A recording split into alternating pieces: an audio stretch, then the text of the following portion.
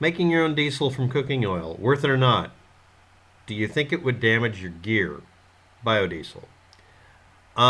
Except for some of the simpler methods,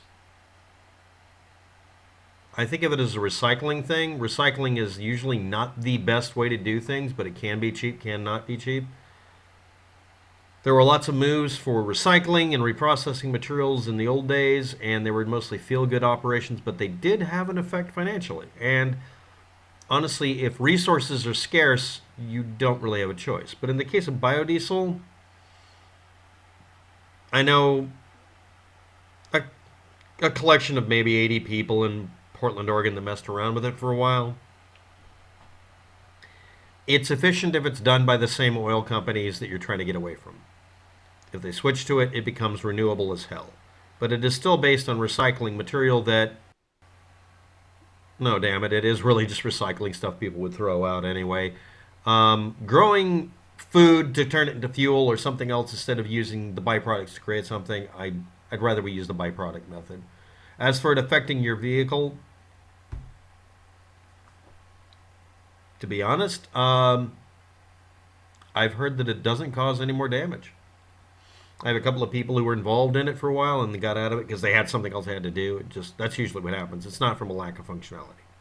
So in short, I would have to give biodiesel a thumbs up currently. Next. I'm in the process of building a 12 by 15 meter shed galvanized steel. So 30 by 45 feet. Hi, I'm an American. We don't do meters. Current camp is about to collapse. Absolute get bikes, 2 wheels. I have an ATV quad. They're very handy. Yeah, yeah.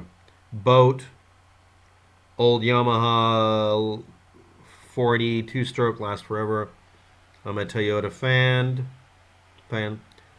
Land Cruiser diesel capable of doing 50,000 miles. Gear to get out of trouble. Honda 5.5 kVA petrol generator. Powers lights, fridges, freezers, and 20 liters of fuel gets me 21 hours of power of the tank.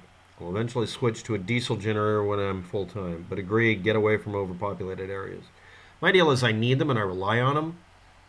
The ideal is the outskirts principle, where I camped, honestly, which has probably been, well, I don't know what condition it's in. I hope it hasn't turned into something horrible. Yeah, I miss my camp even though I'm living indoors. It was a nice camp. I miss my squirrels.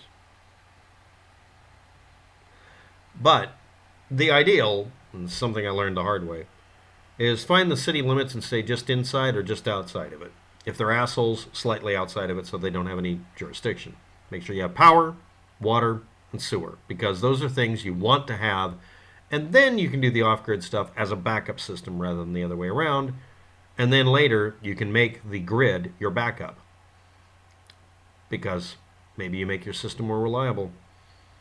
My methodology is to do 4 by 8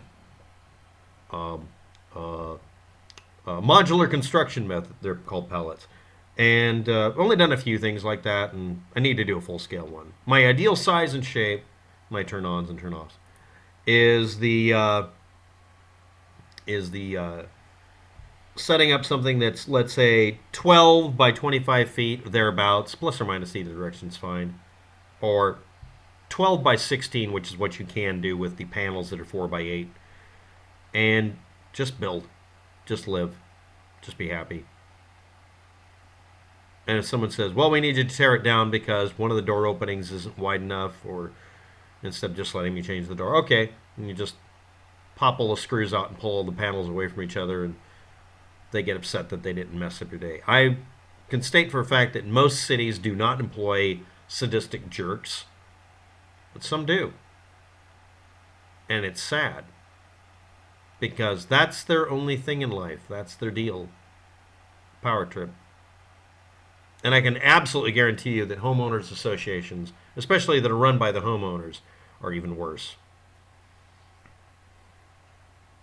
And I'm not given much of a choice because of the way I am. I'm going to want a shoot pit I want to build a lean-to, 8x4 panels, or exactly 150 feet long, 50 yards, and set up my targets and shoot my test guns.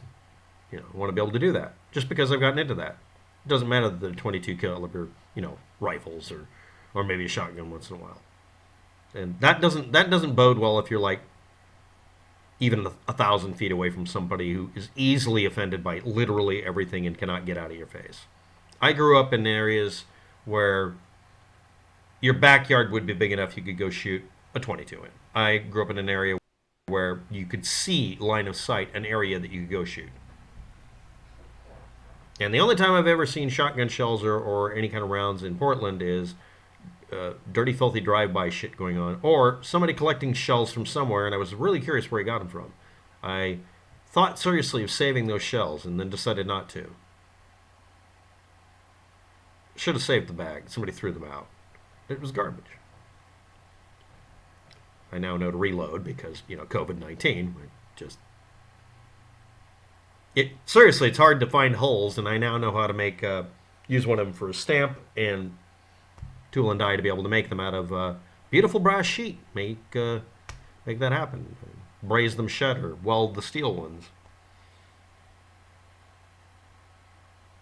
I miss my squirrels. So anyway, yeah, I was posting someone else's posting, and yours is now adding. We have postception. This was nice compared to one very angry person today and some bad news as well. Oh, if anybody's curious on the news, yet again, this sounds like a liberal joke, but I got to do it. Trump lost again. Trump was denied the ability to alter the vote outcome, which is what it is, in one more state. And I gotta tell everybody something. I honestly, it's COVID-19 and it's 2020. I don't care about anything. It wouldn't have mattered who got elected. COVID-19 is ruining the world. I'm happier that Trump didn't get elected, but I don't think it would have affected much. And again, yet again, as things go to shit, he's showing us that yeah, it was a good idea for him not to be in charge. I see no value in him. And I'm finding I can't see any value in a bunch of politicians. Some of them are acting like jackals feeding off of his hide. Others are trying to crawl up from within him as some sort of chest burster. I don't know which one to hate more. And also we have a lot of good people, just ordinary people and politicians who aren't doing this crap and are trying to fix things because we got better things to do than this stupid election that should be. It should be left alone and ended. At this point, I just want Trump to shut up because I want it to be over. But we have to wait until... Actually, no, as a matter of fact, he will keep sticking his nose in the news. But in a few months, or weeks, hopefully weeks, every news station that wants to be taken as being credible will start ignoring Donald Trump. Because that's becoming necessary now. He's not really doing anything good right now. He's done a few good things. He signed a few things. He did some things because he's still the president. It's still his job to do some stuff. But the most vocal and nasty things that we see are things we need to forget happened and just move on. And no, I don't want him elected to any kind of office later on ever. We're finding out more and more crap that went on during the time he was in place. Some of it wasn't his fault, but I really just don't want him in charge.